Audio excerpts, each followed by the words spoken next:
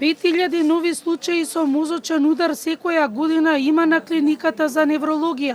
Најмладите пациенти се и на 14 години, а споредено со последните неколку години не може да се каже дека е поместена границата.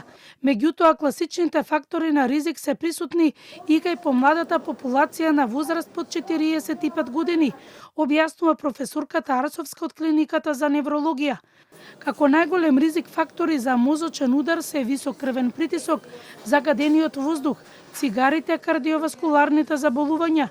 Најважна е брзата реакција кога ќе се појават симптомите на одземање на едната страна на лицето и неразбирлив говор. Во првите 3 до 4,5 часа од почетокот на симптомите може да се аплицира интравенска тромболиза, а тоа е средство за разбивање на тромбот. Рано се дијагностицира со помош на неуроимиджинг дијагностички методи, односно се прави компјутеризирана томографија на мозокот. Ние си имаме и протоколи како тоа се бодираат пациентите, како се испитуваат и доколку ги исполнуваат тие критериуми, веднаш се пристапува кон аплицирање на интравенска тромболиза. Директорот на клиниката Јован Божиновски објасни дека метежот со чекање за снимање на магнет, како и читање на клиниката за радиологија, ќе се намали откако на клиниката ќе биде ставена магнетна резонанца. Дијагностиката на мозочните удари ние имаме соработка и со Институтот за радиологија.